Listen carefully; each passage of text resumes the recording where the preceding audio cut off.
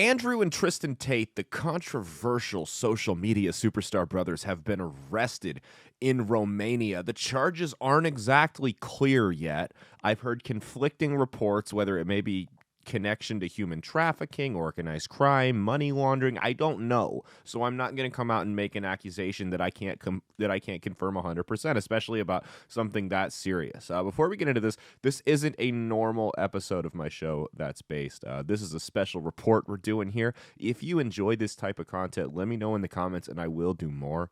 We're kind of in the early stages of this still. If you enjoy this content and you didn't come from my show, you can go to Rumble or outlawstreamers.com. Or Spotify, Spreaker, and iHeartRadio to follow my show That's Based. We're not allowed to post full episodes on YouTube. We've been shut down for what they deem to be misinformation, but of course it always ends up being true at the end of the day. I do post clips daily of my show That's Based, so if you are interested, you can go check those out and kind of see what we're all about. So this was something, I heard it happen last night, and it was super preliminary, and I'm like, look, I can make a video tonight, or I can wait till tomorrow and do it.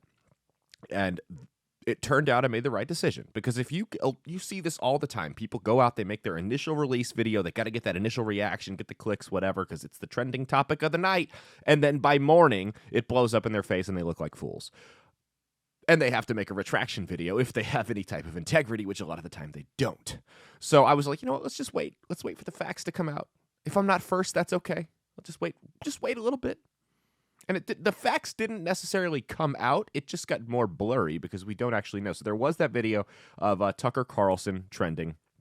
That was actually from like August or April, I think. That was not him commenting on being released. So Andrew Tate was arrested back in, brought in for questioning back in April of 2022. And what it sounded like, and it was regarding human trafficking and kidnapping, and what it sounded like, the story that, I mean, he was released right away. It doesn't seem like there were any charges that were brought up. And what I got from that was that some girl was over at his house, boyfriend found out, and she made up a story. Now, that doesn't mean he's not necessarily still connected to some type of human trafficking. I know he works in the porn webcam industry or whatever, and that can be a very, very dark industry. We talk about how horrific the porn industry is on That's Based all the time. So maybe he is connected to it. I don't know. But before we go any further into this, can we at least say, guys, conservatives especially, Tate fans, whatever, can we at least say that if sufficient evidence is brought forth that shows he was involved in some type of human trafficking or money laundering or organized crime or whatever, that he should face charges for it? Can we just say that? That's a horrific crime, specifically human trafficking. If he actually did that, I think we should all be able to say, hey, you know what? If he did that, put him away. Because like if you're on the right, and I'm on the right, I'm an unapologetic conservative. I don't hide behind, I'm libertarian, I'm moderate, I'm socially liberal, fiscally conservative. No, I have other views that aren't necessarily the most conservative, but at the end of the day, I'm to the right. Okay, so conservatives especially, we have to be able to admit that this guy, like, look, if we're against the grooming, if the drag queen story hour and transitioning kids and the Epstein list, that's fine. That's great. We should be against those things. But at the same time, if this guy's actually doing this stuff and you're not against him and you don't think he should face the same consequences all of those people face, then you're a hypocrite and your opinion doesn't mean anything. I'm going to leave it at that. Again, innocent until proven guilty. Now, it is Romania. It's a little bit shadier. I've heard police will do some bidding for some shady people over there for the right dollar amount, so maybe he's being set up. That's a possibility as well. There's a lot of incentive to set him up. Like, look what they're doing to Trump. Look at what's happened to Alex Jones. They arrested the MyPillow guy. John McAfee got whacked in Spanish prison. You can't convince me otherwise. I mean, this is an ongoing trend of anyone who dares to question the regime getting arrested. And I think Tate said it himself. First, they try to cancel you, then they arrest you, then they kill you. Well, he's on step 2. So I wouldn't be surprised to find out that this was a political hit job. And even if he's completely exonerated of everything, it always hurts your reputation a little bit, especially when you want to be involved in like the public discourse. If you've got the human trafficking label next to your name, that's a pretty tough one to overcome. You know what I mean? Like I'm a comedian. I knew a guy from comedy that pled down to human trafficking. That's how you know what he did was really bad. And once that label's on your name, whether you're convicted or not, nobody really wants to be associated with you. It's a pretty low. It's probably one of the lowest things you can do. I mean, there's child molesters, human traffickers, murderers. You know, I mean, I'd even put him below some. I would even put that type of charge, someone who does something like that, below certain murderers. You know what I mean? Depending on what the reasons were for the murder. With that said, again, I would not be surprised to find out this was a hit job, like a political hit job. When I first heard about this Andrew Tate guy, my initial thought right off the bat, I was like, oh, CIA plant, he has to be. Because he said his dad worked for the CIA, and I'm like, okay, there you go. Anytime someone controversial comes out of nowhere, you know, just all of a sudden, boom, they're one of the most famous people on the planet. I'm like, what? Where did that come from? Got to be the CIA. World Economic Forum. It's some type of plant, right? So when that was my initial thought. And the idea that I had behind it, or my theory behind it at the time was, well, let's take this guy, let's make him say stuff that makes sense 90% of the time, right? Stuff about men taking control of their own destiny and trying to whip men into shape, right? So he makes sense 90% of the time. And let's have him just say crazy shit the other 10%. So that way, you know, if you do agree with him and you do recite some of the stuff he says, which a lot of it does make sense, we'll get into that later, you're automatically associated with the 10% of bad stuff he said, right? That was my initial thought. But then I started looking into it. And what I realized was, number one, a lot of the stuff that people are upset about, a lot of the controversial comments he's made were either completely out of context or joking. And I can honestly kind of see how the joking thing would work, or how the joking thing would be taken wrong, like taken the wrong way. Like I've been a comedian for a long time, and one of the things I learned is the British have a very different sense of humor than us, in the sense that it's very dry. Like, if you watch The British Office as an American, you would think it was like, how do people watch this? This is horrible. But it's a bigger hit over there than the American Office was here, because they have different senses of humor than us. So someone like him with a dry sense of humor, I can see how it would be taken out of context as, oh, he's serious when he's saying this. Now, sarcasm's often lost among the feeble-minded. I say that all the time, and it's typically some pretty feeble-minded people that were taking some of the jokes he made seriously. But I don't think, I really do. I think a lot of the bad stuff he said, it really wasn't that bad. It was either a joke or just, it was completely out of context. And I also think that he's had an overwhelmingly positive message for young men. Again, if he's a human trafficker, ignore it. Arrest him. Go ahead. He should hang. If he's truly a human trafficker, I think he should hang. That's my opinion. I think human traffickers should face the death penalty. But you can't ignore the fact that, I mean, he's this controversial guy, and we call him misogynistic and all this stuff. And you look, I watched a couple hours of his content because I wanted to see what he was about. And honestly, I didn't see anything that was that bad. His message is mainly targeted at young men, which is why the regime hates him so much. That's why they can't stand him, is because he speaks to younger men, to college, maybe fresh out of college age men, you know, late teens, early 30s, that kind of age demographic. And tells them to get in better shape physically, which will lead to them being in better shape mentally, spiritually, and financially, right? To work hard to achieve their dreams, to aspire to be more than just a corporate office drone worker bee, and to not get in relationships with women who walk all over you. Like, those are essentially the pillars of what Andrew Tate, his brand was on social media. I'm sorry. I don't think it's a bad thing to tell young men to get into better shape physically. We've got an obesity crisis in this country. Diabetes and heart disease are killing people left and right. I don't think it's a bad idea to tell young men, hey, go work to get a six-pack abs. Like, go. go bench press, go do squats. I don't think that's a bad thing. I think that's a constructive thing ultimately. And if it's someone like Andrew Tate that has to get some kid's ass off the couch, then so be it. We can worry about why the parents failed elsewhere or further down the road, but right now that kid needs to get off the couch. And if it takes somebody on YouTube or a Roman statue avatar on Twitter or whatever to get him there, then so be it. I also don't like telling kids to try to escape the Matrix. I don't think that's a bad thing either. You should aspire to be, if you want, and he's even said, if you work an office 9-to-5 job and you got a wife with a 9-to-5 and 2 kids and you're happy, then go ahead. I'm happy for you. Great. Enjoy your life. Some people aren't wired to be that way, though. And he's telling those people to unlock their potential. There are people that sit in an office every day and say, this does not feel right for me. And I don't see anything wrong with him telling them to try to aspire to be more, to try to reach, to try to achieve financial freedom. Not all of them are going to get it, right?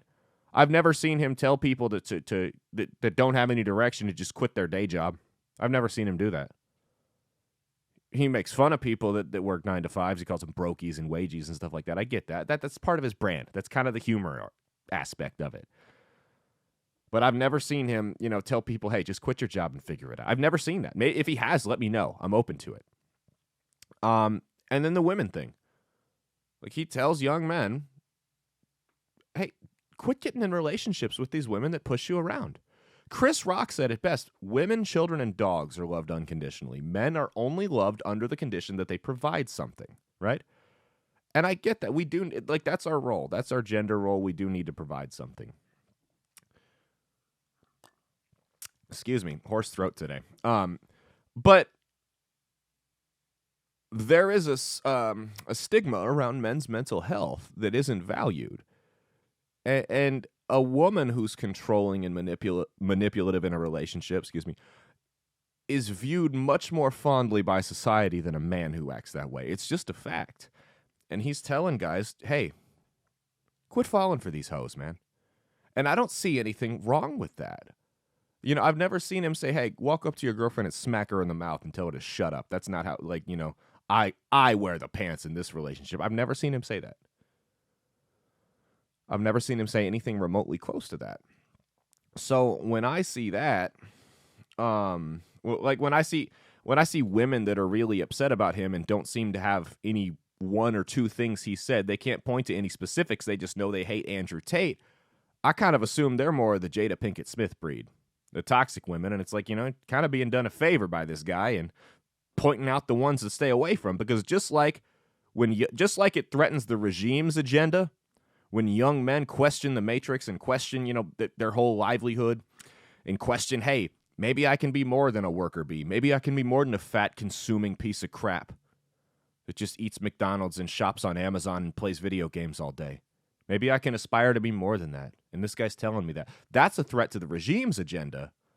But a guy telling men to not let women use him as a doormat is a threat to the agenda of manipulative, controlling women like that, of the Jada Pinkett Smiths of the world. I've been with manipulative women before. It's horrible. And let me tell you, I'm engaged right now.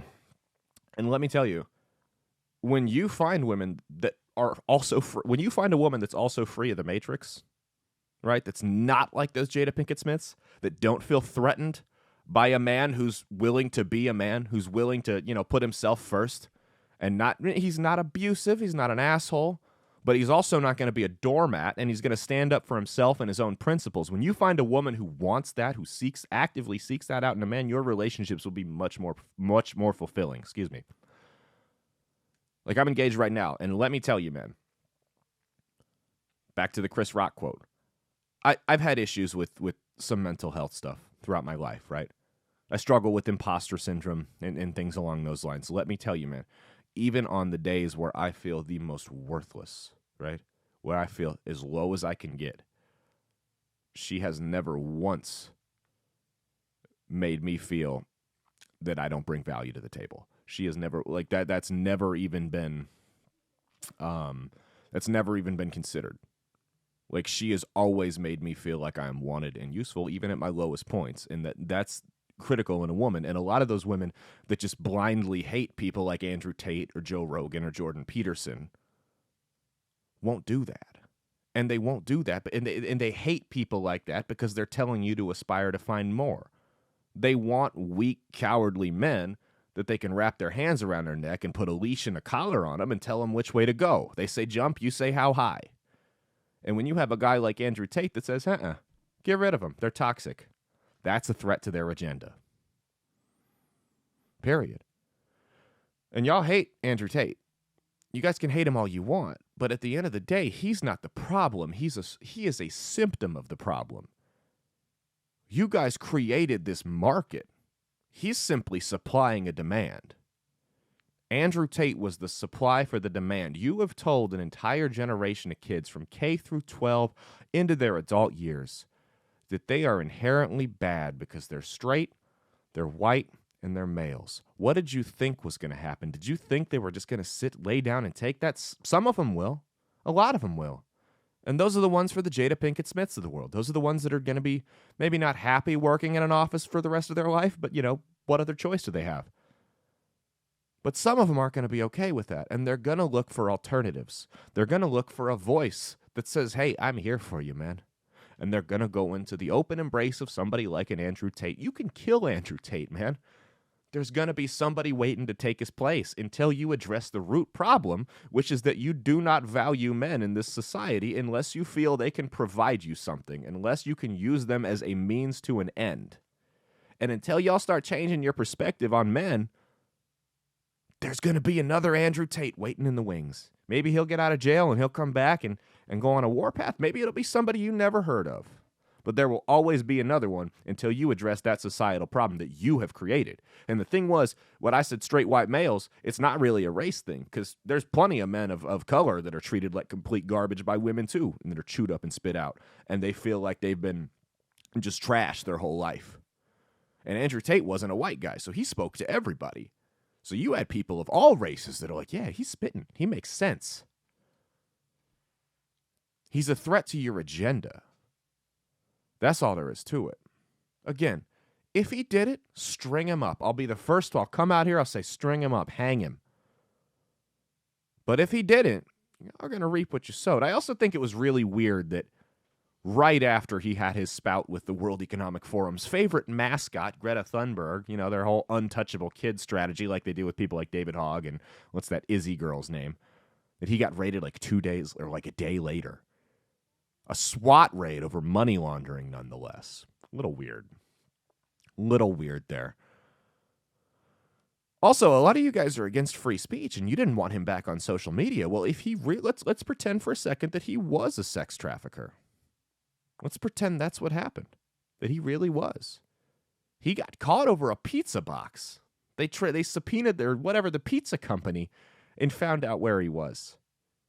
That would, if he truly was trafficking women, and we all want sex traffickers to do time, right? Everyone can agree on that. If he truly was trafficking women, well, free speech is what caught him.